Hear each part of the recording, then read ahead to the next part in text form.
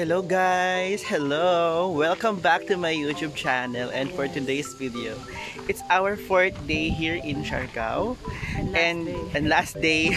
Oh, so sorry. And also it's already magte-10 na ng morning at direct ang araw. And so for our last day, we decided na bumisit dito sa Cloud9 Siargao. So keep on watching guys, dahil itutour namin kayo dito to know what to expect and what to see here. Yes. So ito pala ang situation ngayon sa Cloud9.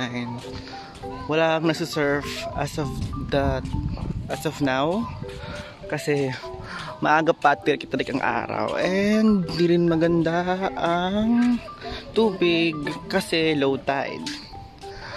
Pero ang maganda lang ngayon, walang masyadong tao, so free kami makapag-pictorial ng walang mga people sa surroundings. Char. Yan.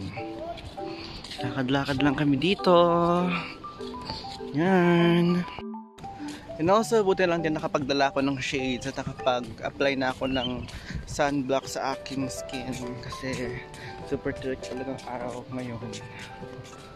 At naglalakad kami papunta dun sa dulong-dulo ng club. Doon. Yan.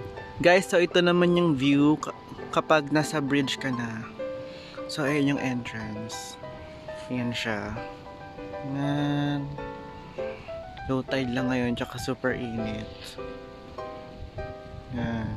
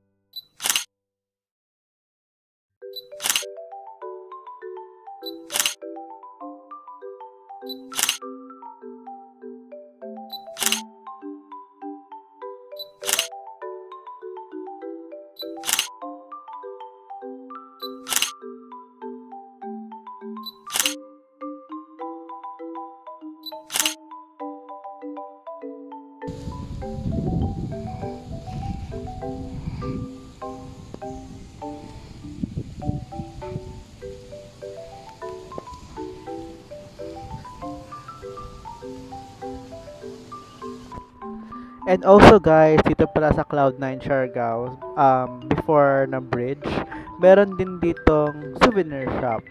Well, just like the usual, yung mga t-shirt, keychain, ref magnets, necklace, and many more. So, tingnan nyo na lang, tingin-tingin kayo.